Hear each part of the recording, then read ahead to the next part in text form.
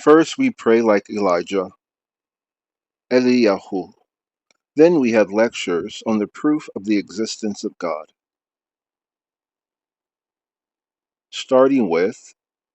a recitation attributed to the archangel Gabriel. Qul, or it begins, Walosr, إن الإنسان لفي خسر إلا الذين آمنوا وعملوا الصالحات وتوصل بالحق وتوصل بالصبر. In the name of God, the gracious, the merciful, by time, the human being is in loss, except those who believe and do good works and encourage truth and recommend patience. Now from the Talmud. And Rabbi Helbo said that Rav Huna said, one must always be vigilant with regard to the afternoon prayer, as Elijah's prayer was only answered in the afternoon prayer as it is stated. And it was at the time of the afternoon offering that Elijah the prophet came near, and he said, Lord God of Abraham, Isaac, and Israel, let it be known on this day that you are God in Israel, and that I am your servant, and that I have done all these things at your word. Answer me, Lord, answer me, that this people will know that you, Lord, are God. 1 Kings 18:36-37. Because Elijah was answered in the afternoon, it has particular significance. And we begin at 13:43 Pacific Standard Time.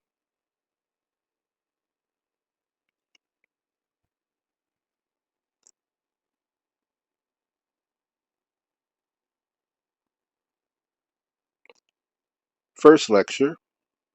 These lectures are devoted to the consideration of the proofs of the existence of God. The occasion for them is this. I had at first to make up my mind to give only one set of lectures in this summer session on philosophical knowledge as a whole, and then afterwards I felt I would like to add a second set on at least one separate subject of knowledge. I have therefore chosen a subject which is connected with the other set of lectures which I gave on logic and constitutes not in substance but in form a kind of supplement to that set, inasmuch as it is concerned with only a particular aspect of the fundamental conceptions of logic. These lectures are therefore chiefly meant for those of my hearers who were present at the others, and to them they will be most easily intelligible. But inasmuch as the task we have set ourselves is to consider the proofs of the existence of God, it would appear as if only one aspect of the matter belongs to the subject of logic, namely, the nature of proof. The other, again, the content, which is God Himself, belongs to a different sphere, that of religion, and to the consideration of it by thought, to the philosophy of religion. In point of fact, it is a portion of this branch of knowledge which has to be set apart and treated by itself in these lectures. In what follows, it will more clearly be seen what relation this part bears to the entirety of the doctrine of religion, and further, that this doctrine is so far as it is scientific and what belongs to the sphere of logic do not fall outside one another to the extent that would appear from the first statement of our aim, and that what is logical does not constitute the merely formal side, but in fact occupies the very center point of the content. The first thing we encounter when we seek to make a beginning with the execution of our design is the general, and so far as this design is concerned, repugnant point of view of the prepossessions of present day culture, if the object, God, is in itself capable of producing exaltation of mind by its very name, and of stirring our soul to its innermost depths. Our lofty expectation may just as quickly die away when we reflect that it is the proofs of the existence of God with which we are about to concern ourselves, for the proofs of the existence of God are to such an extent fallen into discredit that they pass for something antiquated, belonging to the metaphysics of days gone by, a barren desert, out of which we have escaped and brought ourselves back to a living faith, the region of arid understanding, out of which we have once more raised ourselves to the warm feeling of religion. The attempt to renovate by means of new applications and artifices of an acute understanding those rotten props of our belief that there is a God, which have passed for proofs, or to improve the places which have become weak through attacks and counterproofs, could of itself gain no favor merely by its good intention, for it is not this or that proof, or this or that form and way of putting it that has lost its weight, but the very proving of religious truth has so much lost credit with the mode of thought peculiar to our time that the impossibility of such proof is already a generally accepted opinion. Nay, more, it has our lofty expectation.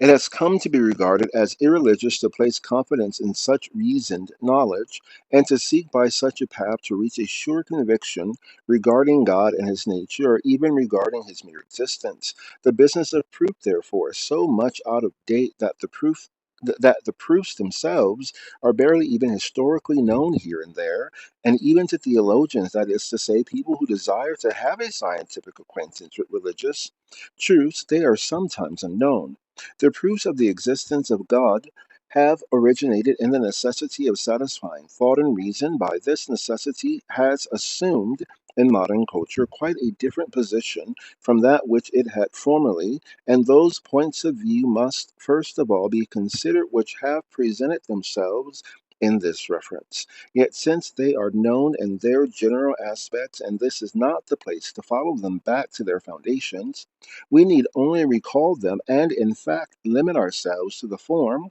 which they assume within the sphere of Christianity. It is in this region that the conflict between faith and reason in man himself first finds a basis, and that doubts enter his soul and can reach the fearful height of depriving him of all peace. Thought must indeed touch the earlier religions of imagination, and we may shortly call them, it must turn itself, as we may shortly call them, it must turn itself with its opposite principles directly against their sensuous picture and all else in them, the contradictions, the strife, and enmity which has thus arisen belong to the external history of philosophy. But the collisions between philosophy and religion here get the length of hostility merely, and have not come to be that inner division of mind and feeling, such as we see in Christianity, where the two sides which come into contradiction get possession of the depth of the Spirit as their single and consequently common source, and in this position, bound together in their contradiction, are able to disturb the spotted self, the spirit in its inmost nature. The expression faith is reserved for Christianity. We do not speak of Greek or Egyptian faith, or of a faith in Zeus or Apis. Faith expresses the inwardness of certainty, and certainty of the deepest and most concentrated kind, and certainty of the deepest and most concentrated kind, as distinguished from all other opinion, conception, persuasion, or volition. This inwardness, at once as being what is deepest and at the same time most abstract, comprises itself a contradiction of this faith by thought, is therefore the most painful of all divisions in the depths of the spirit. Yet such misery is, happily, if we may so express ourselves, not the only form in which the relation of faith and knowledge is to be found. On the contrary, this relation presents itself in a peaceful form in the conviction that revelation, faith, positive religion, and on the other hand, reason and thought in general must not be in contradiction, and not only that they may be in harmony,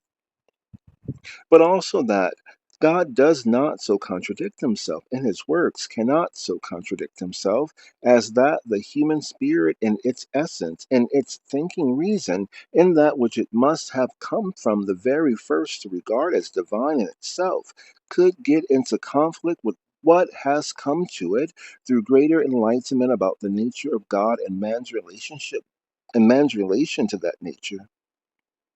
During the whole of the Middle Ages, theology was understood to mean nothing else than a scientific knowledge of Christian truths. That is to say, a knowledge essentially connected with philosophy. The Middle Ages were far enough away from taking the historical knowledge of faith for scientific knowledge in the Fathers and in what may be reckoned generally as historical material. They sought only authorities, edification, and information on the doctrines of the Church. The opposite tendency is simply to search out the human origin of the articles of faith by the historical treatment of the older evidences and works of every kind, and in this way to reduce them to the minimum of their most primitive form. This form must be regarded as wholly unfruitful in deeper knowledge and development, because it is in contradiction with that spirit which, after the removal of that primitive form as something immediately present, had been poured out on the adherents of these doctrines in order to lead them now for the first time into all truth. The tendency here described was unknown in these times. In the belief in the unity of the Spirit, Tawhid, with itself, the whole of these doctrines, even those which are most abstruse for reason, are regarded from the point of view of thinking, and the attempt is made in the case of all of these which are recognized as in themselves the content of belief, to prove them on rational grounds. The great theologian Anselm of Canterbury, whom we shall have to consider elsewhere, declares in this sense that if we are firm in the faith, it is idleness, negligentitia mihi esse vetetur, not to know what we believe. In the Protestant Church, it has the same way come about that the rational knowledge of religious truths is cherished and held in honor in combination with the theology or along with it. The point of interest was to see how far the natural light of reason, human reason itself, could progress pardon, could progress in the knowledge of the truth, with the important reservation that through religion man can learn higher truths than reason is in a position to discover of itself. Here we come upon two distinct spheres, and to begin with, a peaceful relation between them is justified by means of the distinction that the teaching of positive religion are above but not against reason. This activity of thinking knowledge found itself stimulated and supported from without through the example which lay before its eyes in the pre Christian, or speaking generally, non Christian religions. This showed that the human spirit, even when left to itself, has attained to deep insight into the nature of God with all its errors, has arrived at great truths, even at fundamental truths, such as the existence of God and the pure idea free from sensuous ingredients of that existence, the immortality of the soul, providence, and such like.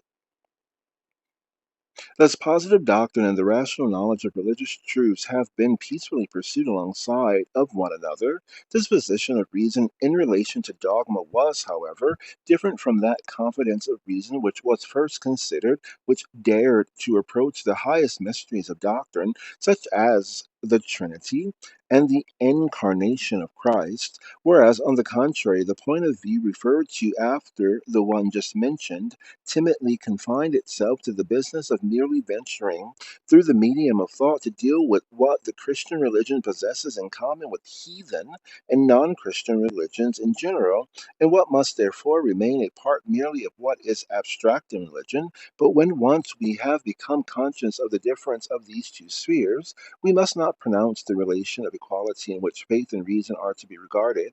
as standing alongside of the other to be unintelligible or else to be misleading pretense. The tendency of thought to seek unity leads of necessity to the comparison of these spheres first of all, and then when they pass and then, when they once pass for different, to the agreement of faith with itself alone and of thought with itself alone, so that each sphere refuses to recognize the other and rejects it. It is one of the commonest self deceptions of the understanding to regard the element of difference which is found in the one central point of spirit as though it must not necessarily advance the opposition and so to contradiction. The point at which the conflict on the part of spirit begins has been reached as soon as what is concrete in spirit has, by means of analysis, attained to the consciousness of difference, all that partakes of spirit is concrete. In this, we have before us the spiritual in its most profound aspect, that of spirit as the concrete element of faith and thought. The two are not only mixed up in the most manifold way and immediate passing over from one side to the other, but are so inwardly bound up together that there is no faith which does not contain within itself reflection, augmentation, or in fact thought, and on the other hand, no thinking which does not, even if it be only for the moment, contain faith. For faith in general is the form of any presupposition, of any assumption, come whence it may, which lies firmly at the foundation, momentary faith. This means that even in free thinking, that which now exists as a supposition is a comprehended result, thought out either before or after, but in this transformation of the presumption into a result again has a side which is a presumption, an assumption, or unconscious immediacy of the activity of the spirit.